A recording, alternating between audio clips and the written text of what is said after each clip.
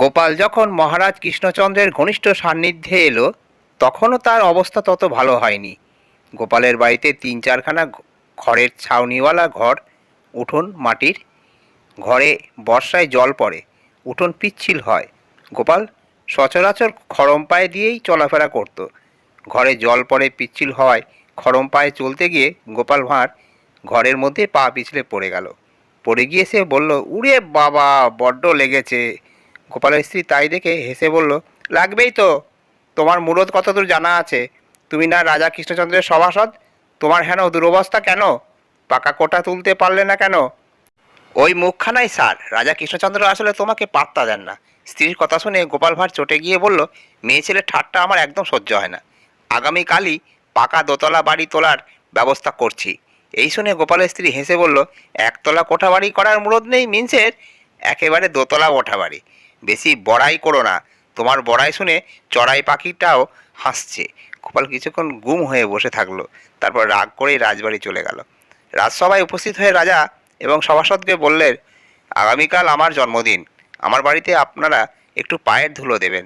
বাড়িতে এসে গোপাল ঘরামি লাগিয়ে একতলা সমান কতগুলো বাঁশ পুঁতে বাঁশের উপরে ছোট্ট ঘর বানালো। ওই ঘরে যেতে হলে বাঁশের গাঁট বা মই বেয়ে ওটা ছাড়া কোনো উপায় নেই। পরদিন সকালে উঠে ছেলেকে বলল, তুই নিচে দাঁড়িয়ে থাকবি, রাজবাড়ি থেকে কেউ এলে তুই বলবি বাবা উপরে আছেন, আপনারা দয়া করে উপরে উঠে যান। গোপাল কিছুক্ষণ পর মই বেয়ে উপরে উঠে গিয়ে মইটাকে উপরে তুলে নিল। এখন ওপরে উঠতে হলে বাঁশের গাঁট বেয়ে ওটা ছাড়া আর কোনো উপায় রইল না। কিছুক্ষণ পরে রাজা কৃষ্ণচন্দ্র পরিষদ বর্গদের নিয়ে গোপালের বাড়িতে উপস্থিত হলেন। গোপালের ছেলে বলল, বাবা ওপরেই আছেন, আপনারা দয়া করে উপরে উঠে যান, তিনি সকাল থেকে আপনাদের অপেক্ষায় রয়েছেন। রাজা দেখলেন একমাত্র বাঁশের গাঁট বেয়ে উপরে ওঠা ছাড়া আর কোনো উপায় নেই। গোপালও বাঁশের মাচার উপর দাঁড়িয়ে বলল, মহারাজ আসুন, আসুন ওপরে উঠে আসুন। পণ্ডিত মশাই আসুন, আপনারা সকলে দয়া করে উপরে উঠে আসুন। রাজা বললেন, গোপাল, তুমি যে টোঙে বসে আছো, ওখানে আমরা যাব কি করে? গোপাল মুখ কাচুমুচু করে বলল, মহারাজ, গরিবেরও দোতলা বাড়ি করার স্বাদ হয়। ছেঁড়া কাঁথায় শুয়ে শুয়ে কেউ লাখ টাকা স্বপ্ন দেখে, আমি গরিব মানুষ, দোতলা বাড়ি করার টাকা কোথায় পাবো? তাই এই ব্যবস্থা। গরিবের এই ত্রুটির জন্য আর অপমান করবেন না হুজুর, একটু কষ্ট করেই ওপরে চলে আসুন।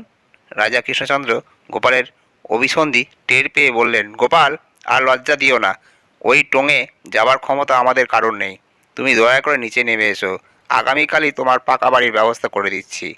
গোপাল অতি কষ্টে মই ধরে নিচে নেমে এলো।